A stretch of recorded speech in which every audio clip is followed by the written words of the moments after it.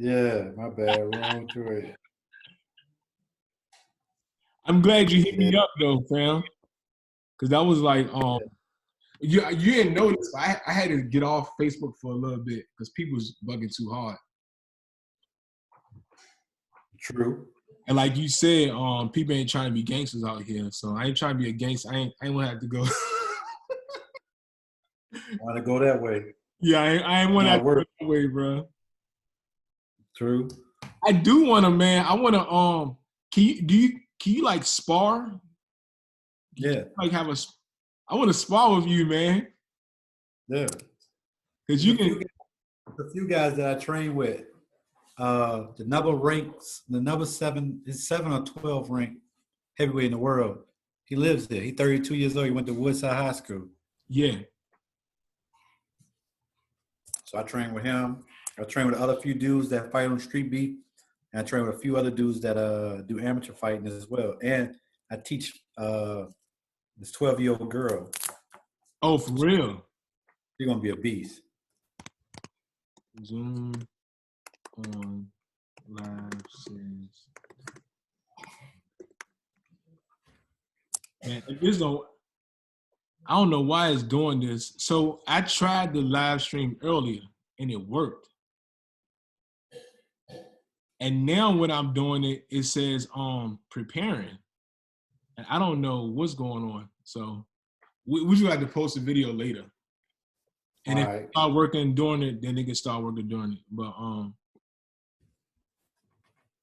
all right, it's recording. All right, cool. Yeah, it is already recording.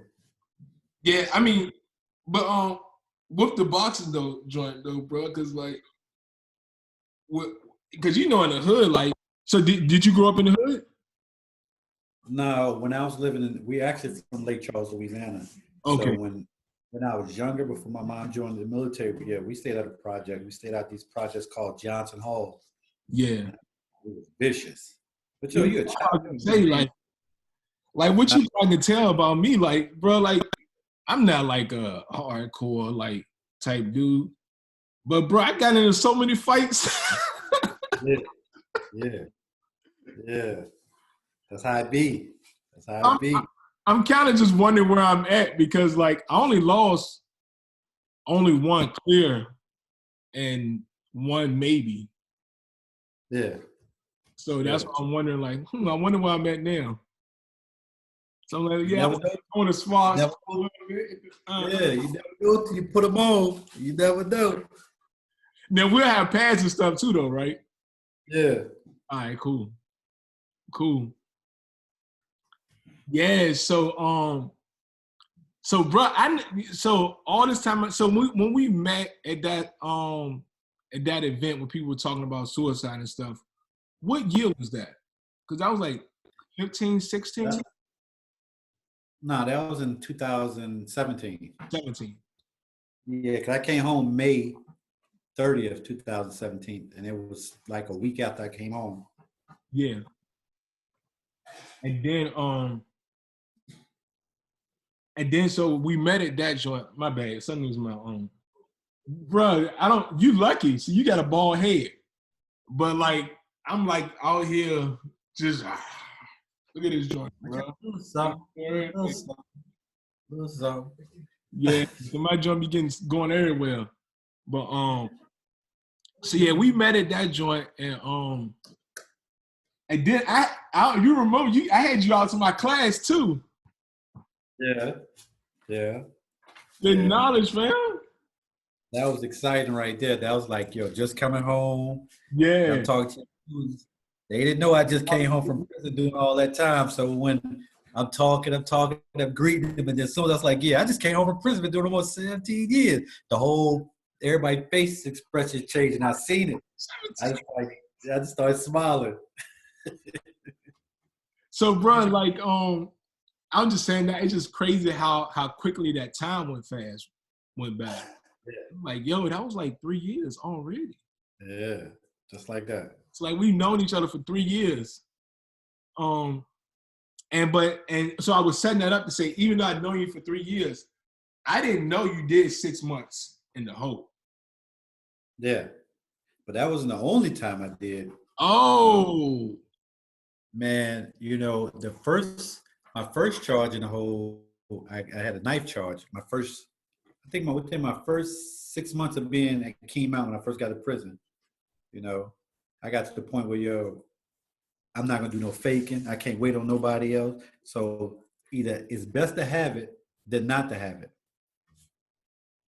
And one day the COs came to do a shakedown and found it in my pillow.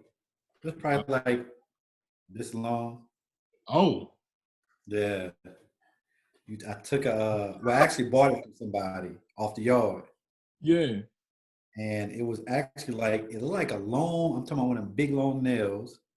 And it had like, that plastic wrap that you wrap food up with? yeah. Yeah. And then it had tape around it. Yeah. Got you. So I was good with that. Wow. So then they caught that in my pillow, and I stayed in the hole for 3 months. I was like, I'm saying that's the first time I ever had to just, that joint was driving me crazy. Like I say, you're gonna have, if you don't know how to live with yourself,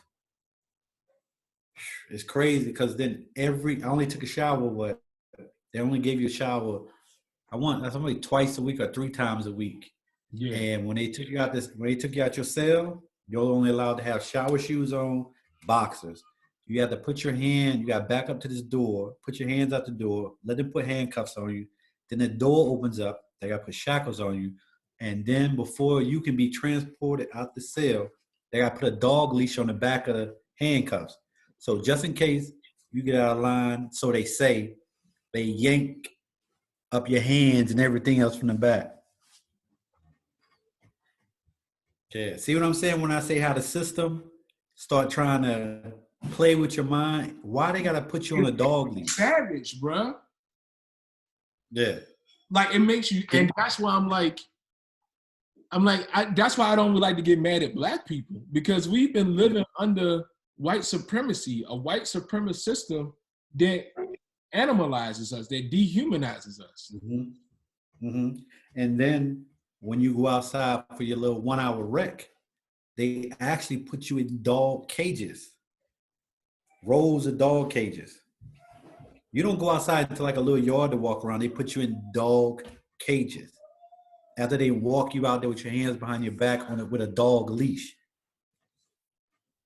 So let's do this then, right? And because this was what you're talking about now is exactly why I was like, I gotta interview you. I need to talk to you. Now, what you experienced then is, you can almost say, an extreme version of what a lot of people are dealing with now, right? Yeah. So first, let me say this: what should be evidently clear from what you're saying, what people experience, it is not natural to be confined or to say you can only stay in this certain area. No, it's not natural. That is not natural. We're not meant to be in confined space for a long period of time.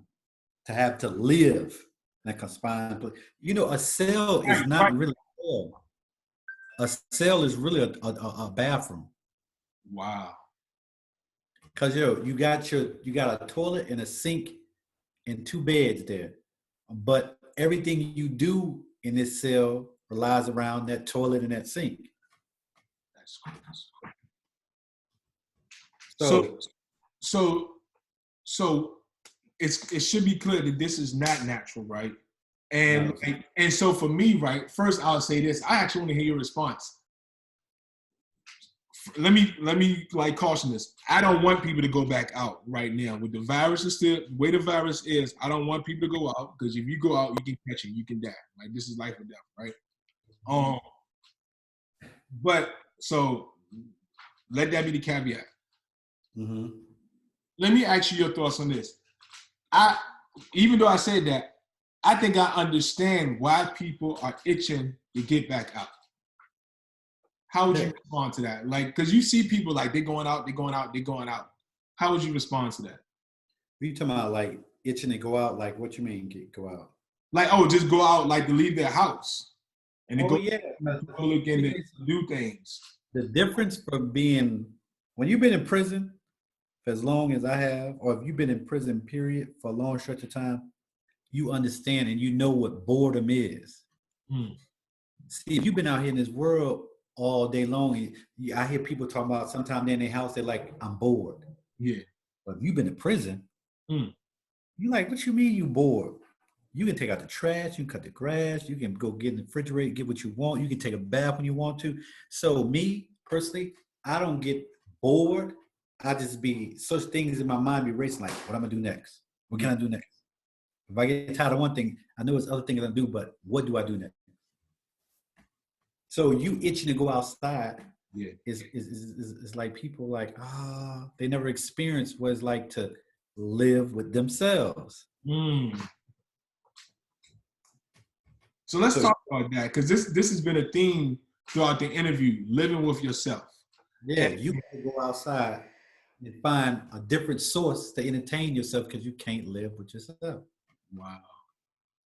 So I know people who are quarantined and they're by themselves, right? Mm-hmm. And this is very difficult for them. Mm-hmm.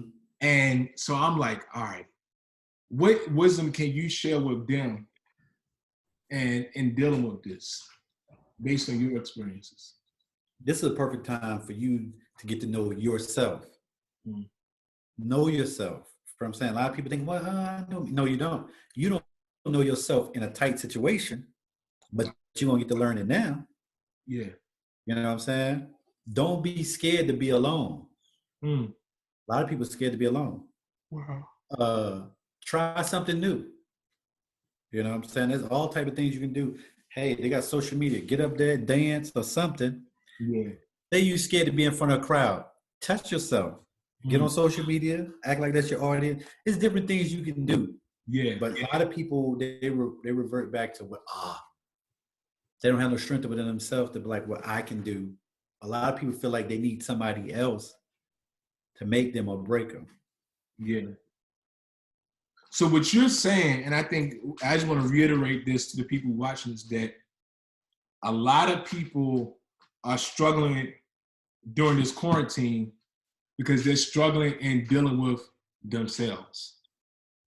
That's right.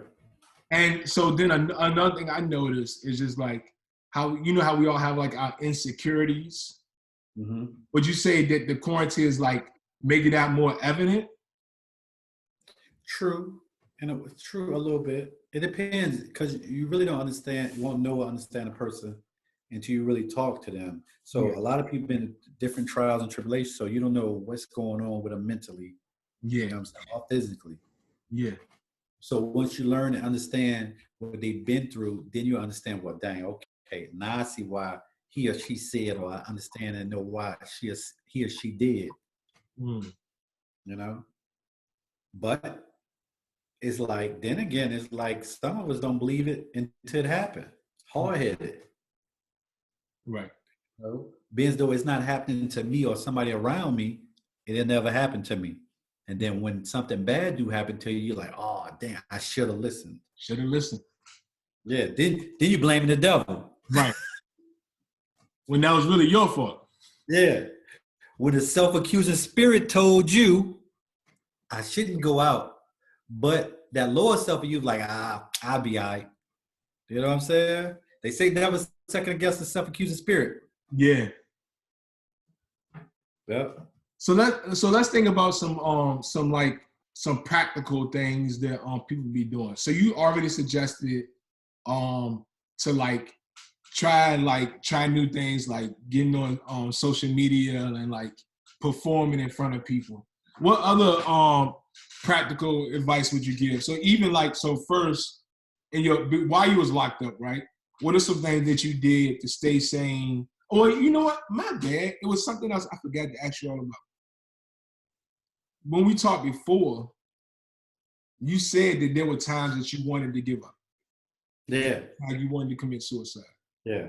Yeah. Kept you from doing it. Because This is important. what prevented me from doing that was the thought of my family, the thought of my daughter, the thought of my son, you know, and then the thought of that here it is, before I left the street, I had a reputation for a dude that go hard. You know what I'm saying? I wasn't scared of this and this and that. So if I went out, I didn't want to go out looking like I was weak or that I couldn't hang. But then again, if you die in prison, then how would my mom feel? You know what I'm saying? How would my children feel about a father that they have lost that they never really got a chance to really get to know? Wow. You know? So I took it in and was like, man, it's for them. It's for them. Yeah. Because, bro, well, and actually, let me ask you this: do other black men talk to you about their problems, or do they open up to you? Yeah. Not well, they just not gonna come to you because it seems like we got that ego, that pride thing, that tough guy thing. We have to be like on a brotherly level or a real close friendship level for them to come to you and be like, man, can I talk to you? Yeah. You know what I'm saying?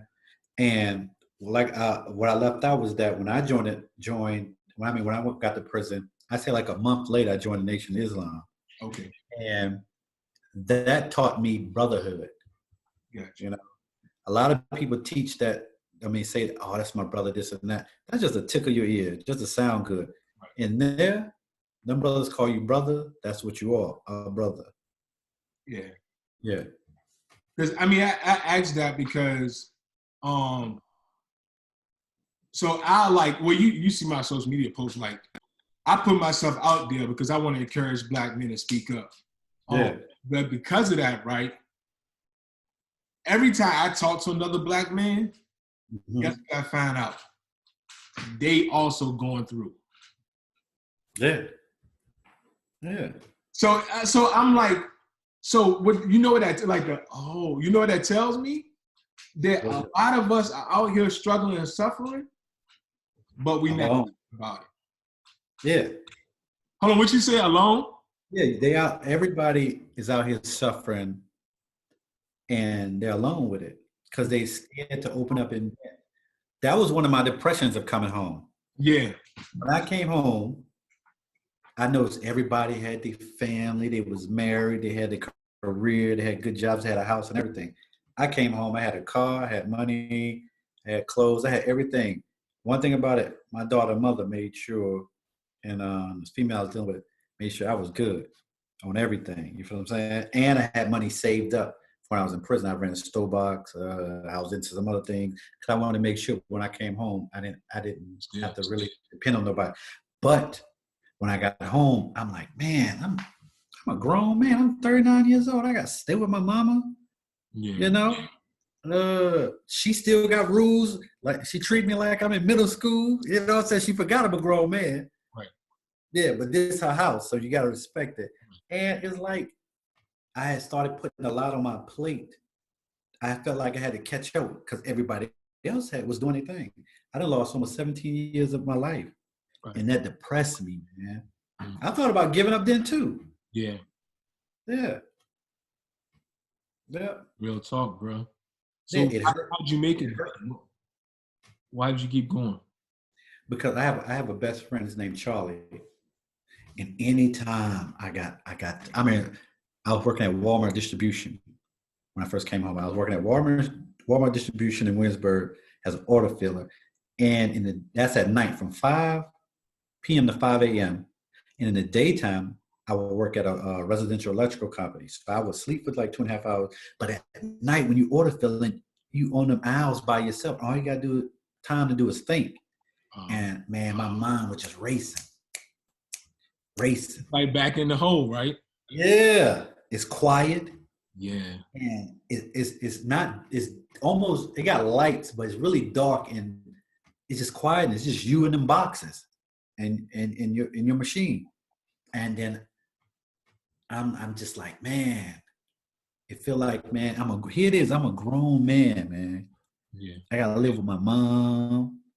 I done lost almost 17 years of my life. I had to watch my kids grow up through pictures. It's like they don't know me.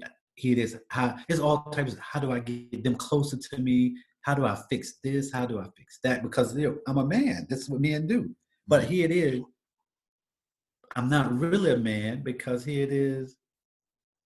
I'm still trying to play catch up. Not saying that a man that make me any less a man, but it's like so much that this is what I'm telling myself, that I lost so much.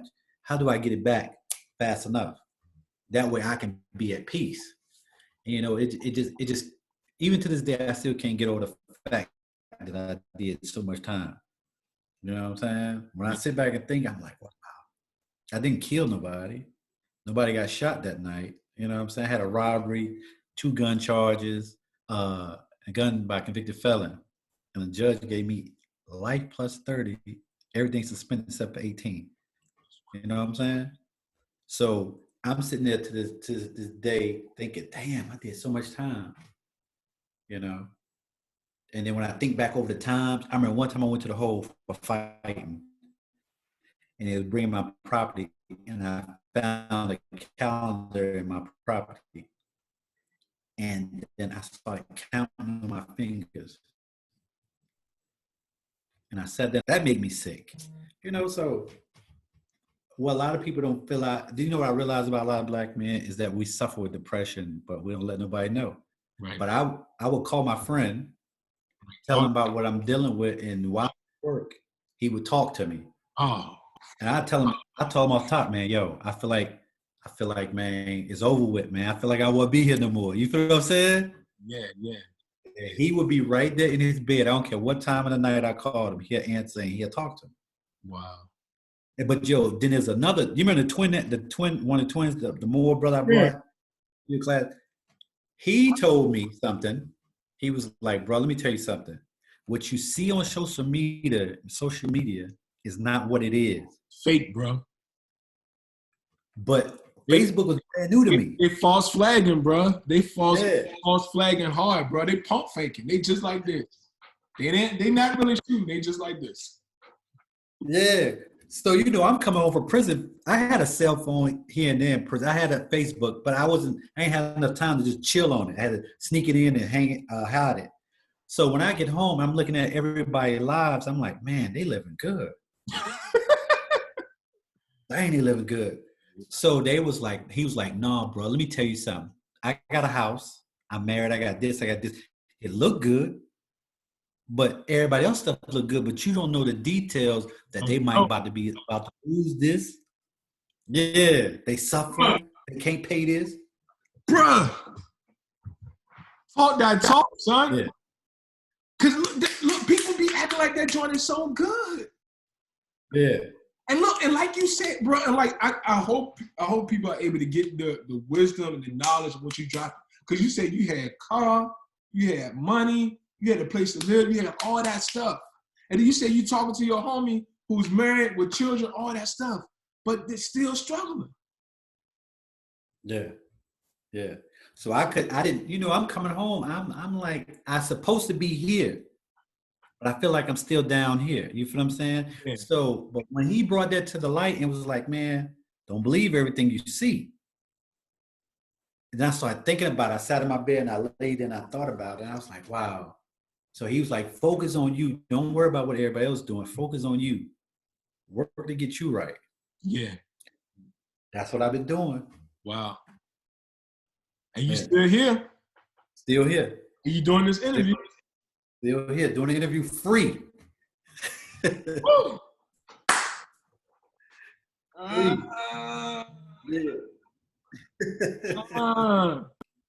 Free, but that is one of the most important keys I would tell and share with other people is do not be scared or afraid to share your thoughts and feeling with another man. Yeah. You know what I'm saying? Yeah.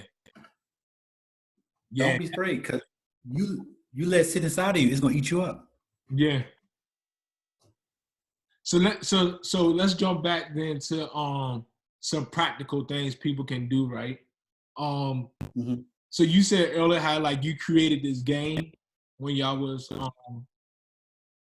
when you was on lockdown in the hole. What else did you say you started writing? We played a game that is called a fishing game. Yeah. You played Jeopardy. You can make up Jeopardy from cell to cell. You can even play chess with another guy in another cell. How? He make a chessboard in pieces, You make a chessboard in pieces. Man, He call out his move, you call out your move. So he moving for you and you moving for him. y'all are creative, bro. Yeah. And that's how they played chess and all that other stuff. So And really, y'all found community. yeah, yeah. And see what a lot of people fail to realize is Bro, that, you, man, you you teach gonna me need a lot. other people. Go ahead. Yeah, you're gonna need other people. Yeah. And then all it take, man, the littlest things you learn about to appreciate the littlest things in prison. Yeah. Like how two boiled eggs can get you something typed up in the law office, law library. Wow. You know what I'm saying? How 9 pack of cookies can get you probably like a whole bunch of cases print out to help you out. You know, an onion can get you a long way in prison. Wow. You feel what I'm saying? Yeah. So you got a greater appreciation of life, Yeah, of things that are usually taken for granted. true. I'm Do you wondering. know how many times Oh, go I ahead. sat back? I sat back in prison and I was like, man, I would love to go cut some grass. Mm, I would love. I had to ask myself, and I asked a few dudes I was cool with. When the last time you ever remember just taking a bath? Because in prison you take showers. yeah. How you would love to just take a bath, Sit just back sit in the and look. bathtub Yeah. by yourself. You know what? Let You feel me what I'm saying? my so one of my other homies, he's locked up now in the feds. I asked him the same questions I asked you. And let me read what he said, and if you want to add to it, feel free. Mm-hmm. He said, best advice I can give them is to come up with a daily routine.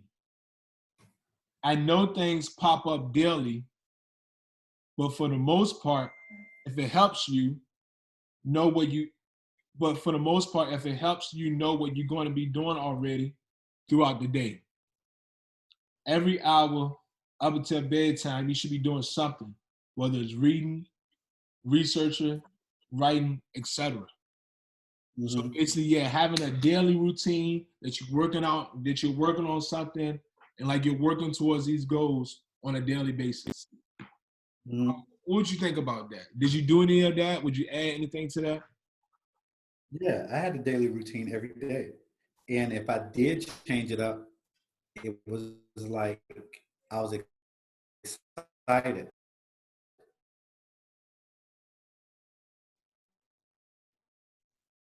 Oh, say that again. In Skip. the morning time, I would go run. I got to the point where I would go to. I say I would go running. I would Oh, go running, or I had a moment where I would, after I go running, I go take my shower, lock down for count, come back out, and I would write and work and edit on my books. And then it just all depends where you at and how much time you got to be out in the pod outside your cell. So there's a lot of different things. In prison, they got basketball, football leagues, and all that other stuff. Basketball was my thing, but I played football in prison. I hung out with a lot of my brothers. I hung out with a lot of dudes from my city.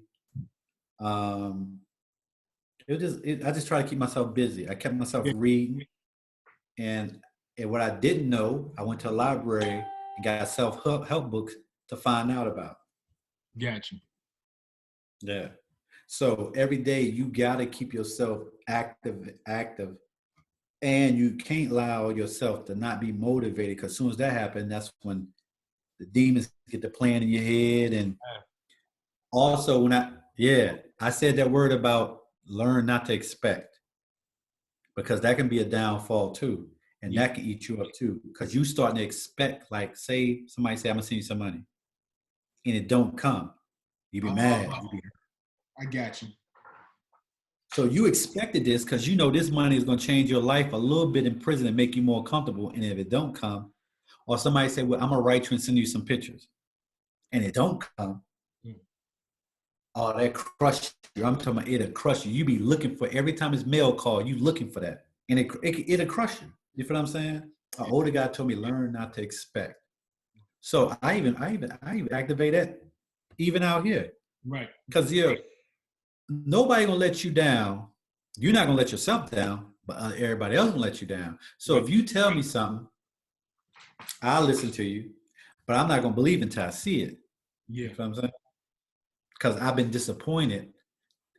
Being disappointed didn't start going to prison. Disappointment started before I went to Right. prison because Right. family and friends let you down too. Mm. You know, you can even let yourself down because you knew you weren't supposed to be doing something and you did it anyways. And as soon as you get caught, that's when you're like, oh, damn, I should have listened. Yeah. You let yourself down. But bro, like I'm gonna tell you, and this is one of the things I want to work on for my hood talks, bro. This system is designed for you to fail. Sure. Yeah. Yeah. That's why even in prison, they make it hard for you to get into a trade in a class, in a school. But on some real stuff, racism is strong in prison, man. It's strong. It's Talk. strong. I'm telling you, it is strong, man. White inmates can move ahead so far than a black. You have to be a snitch or a so-called house nigga that they can trust. Well, he ain't gonna bite us. He ain't gonna do this. He ain't gonna steal from us. In order for them to put you in a position close to them. Yeah, And you know what's messed up about that? That means you got to sell your soul. exactly. So I mean, Exactly. even though you're trying to win, you're not really winning because you don't have any type of integrity. That's right. That's right.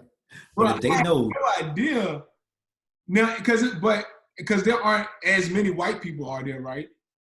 Just they numbers. got something there, but there's not a lot. There's Right. more black than there's white.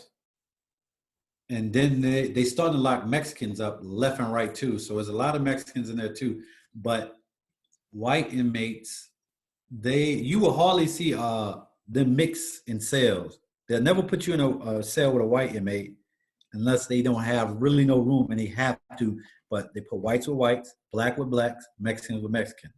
You feel what I'm saying? Yeah. They let you out into the pod or the yard, but guess what? When you come out, guess what? Blacks here, whites here, Mexicans here, Asian people here. Yeah, they know what they're doing. And what scared them, there's some real stuff. What scared them is unity. Mm. When you start to see everybody come together, oh, they get scared. They shut things down. They put on riot gear and all that other stuff. That's just like in the world. In this real world, if they see blacks unify, they get scared. They get scared. And you know what? That's why if you listen to some of these rappers in the industry, they'll let you know, man. Yeah, the companies that they sign with are owned by what white people.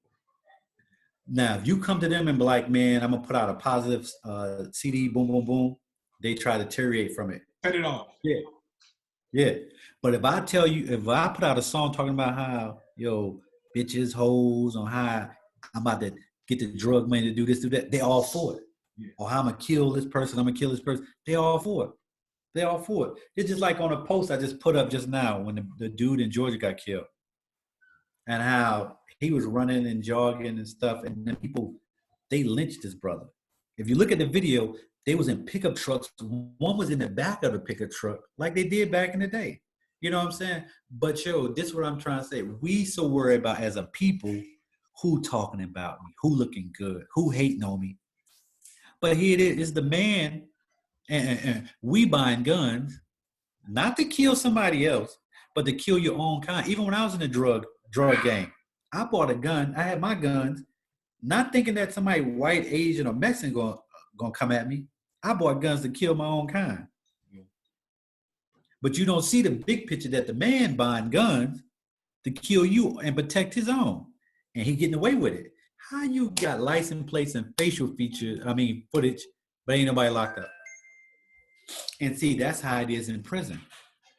That we got the same crab in the bucket effect like out here in prison. Oh, and they hate for the most simplest thing. Oh, he think he the man because he got a lot of soups. That's how low you start thinking when you're in prison. Or he think he the man because he got some new state shoes. None of it belong to you, belong to the state. But they hating on you because you got something new and they don't have it. You feel what I'm saying? Yeah. That's how the system do, man. It That's some breaks you skill down. right there, bro. Believe it or not, we only got 3 minutes left. So I guess that was a good talk because I went by fast, didn't it? You got any closing words? Any wisdom for the people during this moment? Yeah. What I would like for everybody to know, man, love each other. Love each other. Learn how to unify. There's nothing wrong with uniting. You feel what I'm saying? But we got this slave mentality thinking that, man, oh, I can't trust black people. Man, why is it in your mind that you feel like you can trust a white man more than you can trust a man that's next to you? You feel what I'm saying? Right. Why you feel in your mind that you can't trust your own? You know what I'm saying? And then why are you hating? You feel what I'm saying? In the Nation of Islam, Mr. Farrakhan taught us, get a job. I mean, learn how to educate yourself. That way you can be your own boss. Yeah. Stop being so comfortable working for somebody else. Get your own and be your own boss. Stop being this maid and being proud of being this maid. Stop working in these restaurants and thinking that's the best thing in life. Educate yourself. Knowledge is everything. I did all that time in prison. I'm in the union and everything, in apprenticeship, man. I'm the heavyweight champion on street beef. About to own my own boxing gym and some other stuff. You feel what I'm saying? I'm up there. Up there. I was just working for NASA as a convicted felon. You hear what I'm saying? Electrician for NASA as a convicted felon. Who said a felon can't? I make the way. I make the way for myself. Yeah. I don't depend or wait on nobody else. And that's what you got to do. You got to get up and go get it. Yeah. And if you get shot down, you fall, but get back up.